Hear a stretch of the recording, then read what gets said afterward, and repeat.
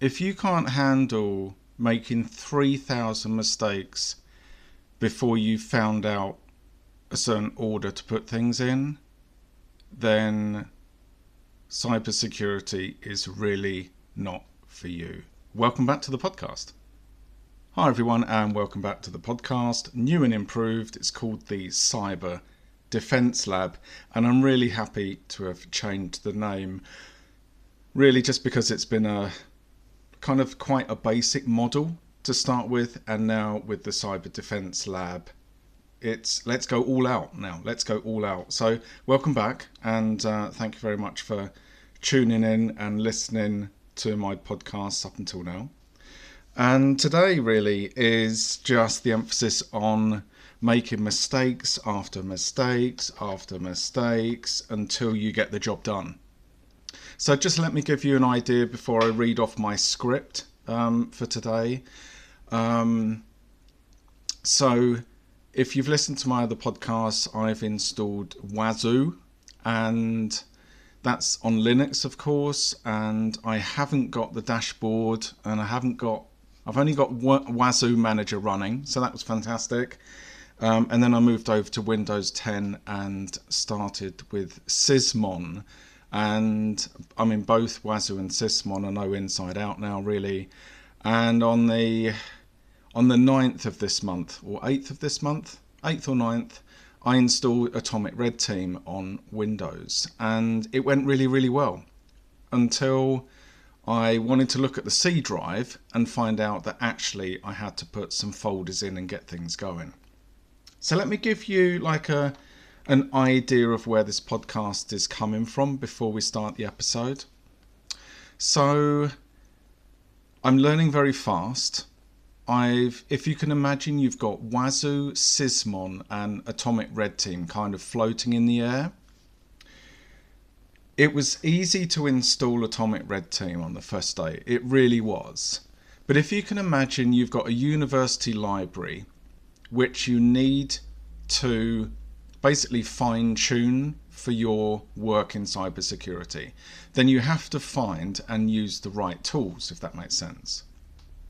So after Atomic Red Team was installed, obviously I'm using ChatGPT to help me through, because it's really difficult. It's really difficult stuff. It's more difficult to stick to it, right? Normally, but it isn't for me. I just do it until I've kind of cracked the code. So I've written 3,000 lines on PowerShell, and it's been mistake after mistake after mistake after mistake, day in, day out. I was thinking, at some point I'm going to realize what the pattern recognition is and then work it out. And I've just worked it out. I'll share it on LinkedIn as well. I'll see if I've got a picture of it. But just to give you an idea, I think I've got a picture of it. No, I've got some notes on it. Everything changed. There are four areas, but I've noted 3 of them. Everything changed when I did mkdir space c : /Atomic Red Team, and then git clone https github.com red canary co Atomic Red Team git, and then obviously the C folder, and then winget install git.git. So that was really my breakthrough. But like I said, it's taken 3,000 attempts to get that far. So let's go into it. Welcome back. So 3,000 mistakes, 1 folder, and the moment it clicked for Atomic Red Team. So today, like always, when I have moments like this, it does feel like Christmas. Not because something was easy, but because something finally resolved after the 9 days of repetition, failure, confusion, and what I can only describe as around 3,000 small mistakes. And I want to talk about that properly, because I think that most people completely misunderstand what learning cybersecurity tools actually looks like. It's not clean, it's not linear, and it's definitely not efficient in the way you expect it to be. It's repetition, it's friction, it's error after error until patterns start to appear, and then suddenly it clicks. I mean, you know, you know, I've seen minus force, I've seen get child, I've just so many. I got so much in my head that it's just so normal just to put all this in now.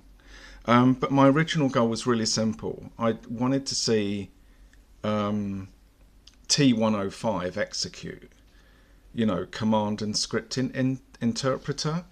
So in my mind, that was my milestone. And I'm looking at my computer now, and what is available for all those in the know. The length name, I'm starting from indexes from T1001.002, and it goes all the way through, so inclusively to, let's have a look, T1690 by the look of it.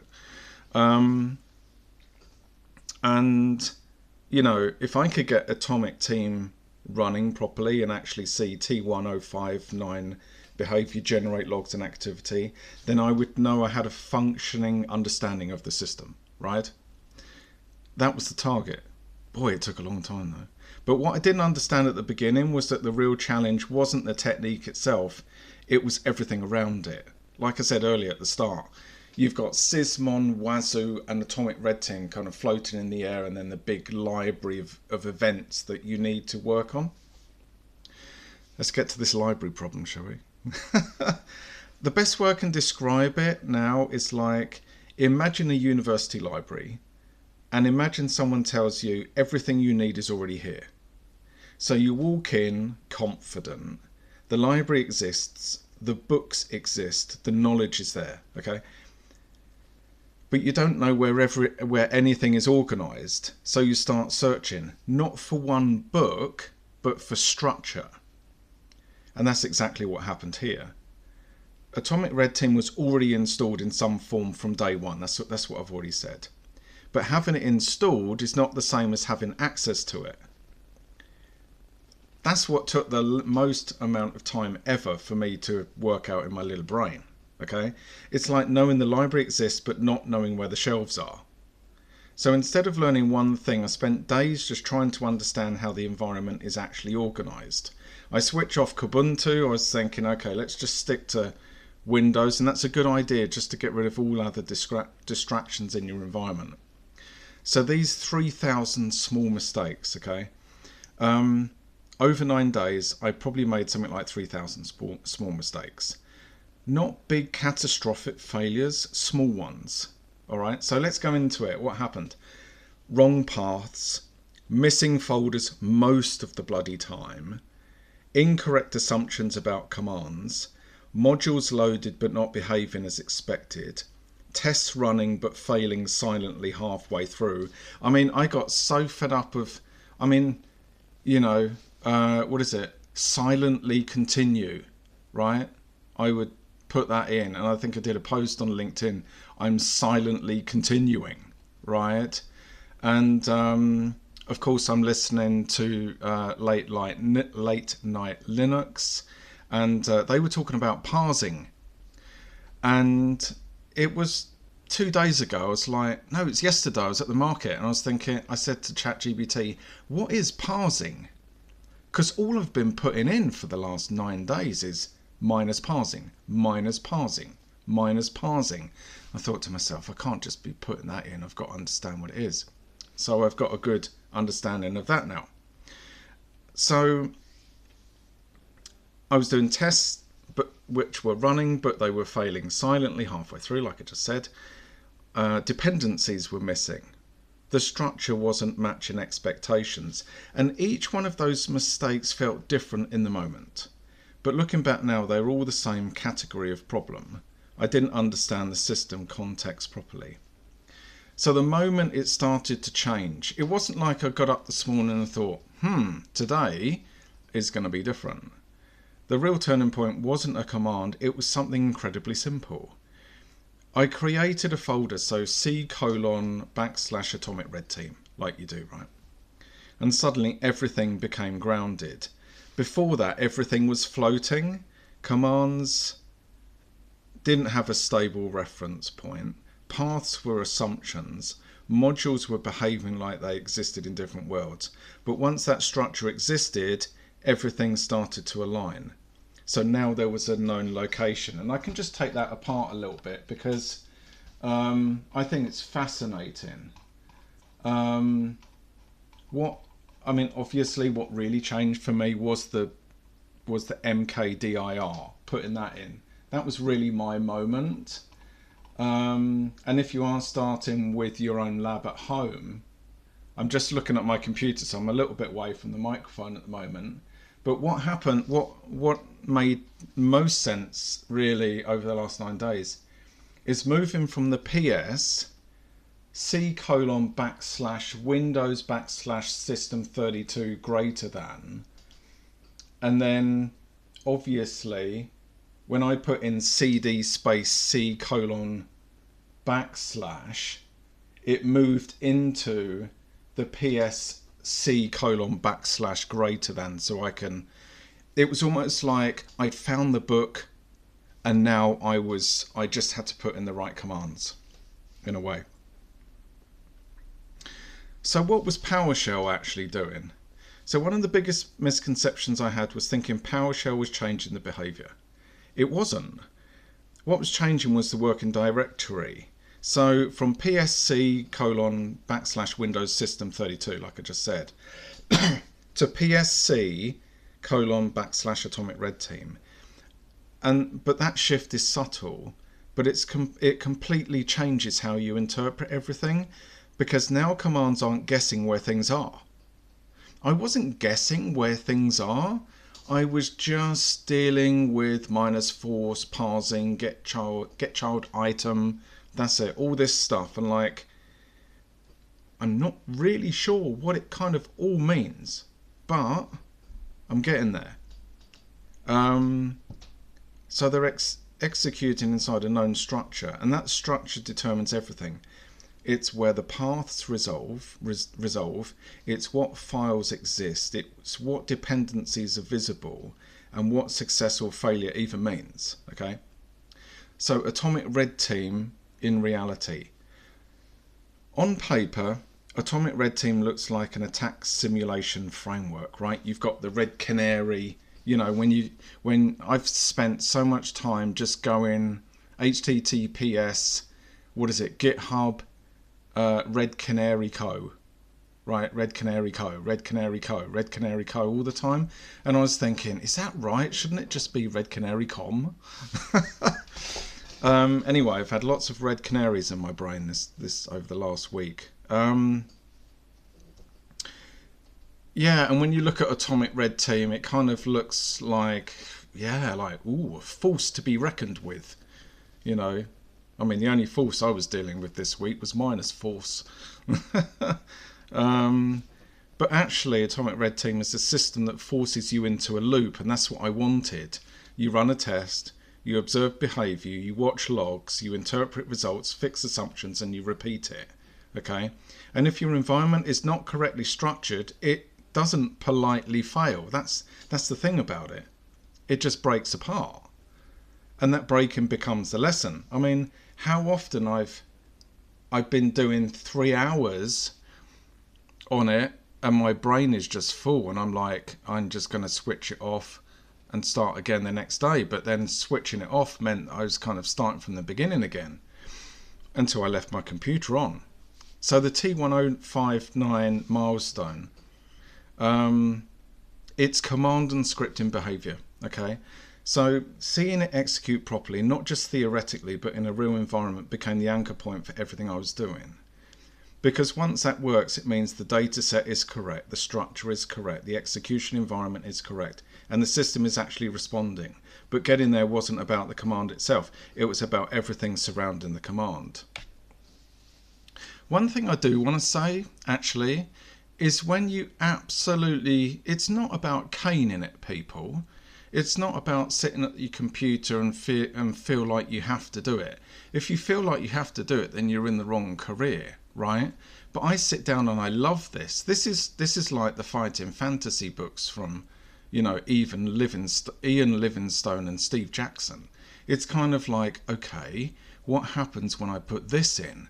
And then you meet a monster and it breaks you apart and you're like, okay, let's try a different angle on that, you know.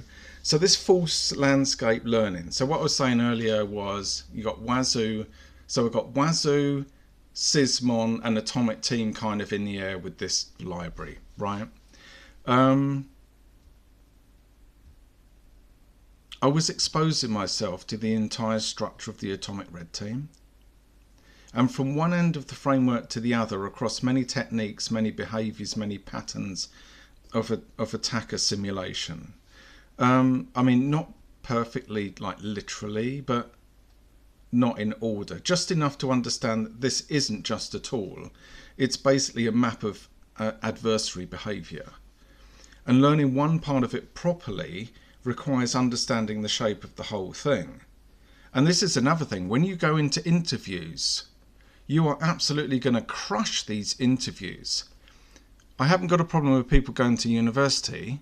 I don't. But they go to university, some teacher teaches the stuff, yeah, they do some tests and maybe go out into the world. I don't think it's really a match. I mean, obviously, you know, it's a very, you know, that's the normal way of doing things. But also, if we've been crushing it with 3,000 mistakes and we're still going, you definitely want us in our team, in your team. And, you know, I'm still looking for a position and, you know, give me a shout, really. SOC Tier 1 or even now, start of penetration testing. So what actually changed in me? On the working front, like on the level-headedness, you know, I've got that anyway. It's really good fun for me to sit down at the computer. It's a no-brainer. Like, I can just sit down and I love it, and it's really part of my life to see if I make some tweaks on the command line, what happens. Because I find the results fascinating. I find even the 3,000 mistakes that I made fascinating. You know, the real shift really wasn't technical this time, it was conceptual. So I stopped thinking, what command do I run in a way, and started thinking, well, what environment does this command assume exists, right? Because I was always falling short of Atomic Red Team was all installed, but it's kind of not at the same time. So that changes everything in cybersecurity work, because tools don't fail randomly. They just can't. They fail because the assumptions underneath them are wrong. So let's bring this into landing, really. Absolutely, today is a milestone. It's fantastic. Not because I mastered Atomic Red Team, but because after 9 days of repetition, confusion, and thousands of small mistakes, I finally understood the structure I'm working in. The commands make sense now, the paths make sense now, and most importantly, the mistakes make sense now. And that for me is the real point. Not getting it right quickly, but finally understanding what it was, why it was wrong for so long.